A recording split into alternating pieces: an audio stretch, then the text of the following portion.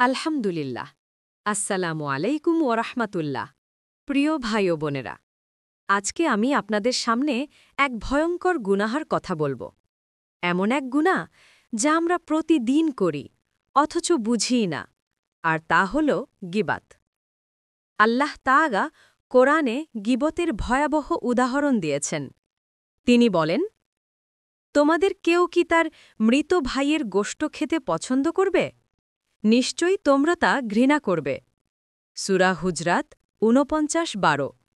আল্লাহ! গিবত করা মানে হচ্ছে নিজের মৃত ভাইয়ের মাংস খাবার মতো জঘন্য কাজ। রাসূলুল্লাহ সাহাবাদের জিজ্ঞেস করলেন, তোমরা জানো গিবত কি? তারা বললেন, আল্লাহ ও তার রাসূলই ভালো জানেন। রাসূল সাল্লাল্লাহু আলাইহি ওয়াসাল্লাম বললেন, তোমার ভাইয়ের অপ্রিয় কথা বলা, যা সে শুনলে কষ্ট পাবে। মুসলিম। সাহাবারা বললেন, যদি সে সত্যিই ওই দোষে দোষী হয়? রাসূল সাল্লাল্লাহু আলাইহি ওয়াসাল্লাম বললেন, যদি সত্য হয় তবে সেটাই গিবাত, আর যদি মিথ্যা হয় তবে সেটা অপবাদ। প্রিয় ভাই ও বোনেরা, আমরা হয়তো আড্ডায়, মোবাইলের মেসেঞ্জারে কিংবা আত্মীয়ের ঘরে বসে গিবাত করি, ভাইয়ের, বোনের, প্রতিবেশীর। কেউ রক্ষা পায় না। অথচ গিবতের পরিণতি হবে ভয়ঙ্কর। রাসূল সাল্লাল্লাহু আলাইহি ওয়াসাল্লাম মেরাজের রাতে এক দৃশ্য দেখেছেন। তিনি বলেন, আমি একদল মানুষকে দেখলাম, তাদের নখ ছিল তামার। তারা নিজেদের মুখ ও বুক আঁচড়াচ্ছিল। আমি জিজ্ঞাসা করলাম, এরা কারা?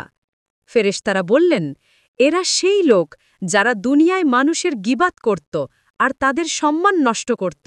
আল্লাহু আকবার! ভাবুন তো, সেদিন কেমন ভয়ঙ্কর অবস্থা হবে।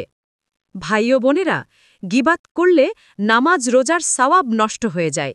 কিয়ামতের দিন আমাদের সওয়াব গিয়ে পড়বে যাদের গিবাত করেছি তাদের হাতে। আর যদি সওয়াব শেষ হয়ে যায়, তবে তাদের গুনাহ নিয়ে এসে আমাদের ঘাড়ে চাপিয়ে দেওয়া হবে। এটা কি আমরা চাই? না, আমরা কেউই চাই না। তাহলে আসুন আজই প্রতিজ্ঞা করি, কাউকে গিবাত করব না, কারো সম্মান নষ্ট করব না, আল্লাহর ভয় অন্তরে রাখব। আল্লাহ তাআলা আমাদের সবাইকে গিবাতের মতো ভয়ঙ্কর গুনাহ থেকে হেফাজত করুন। আমিন।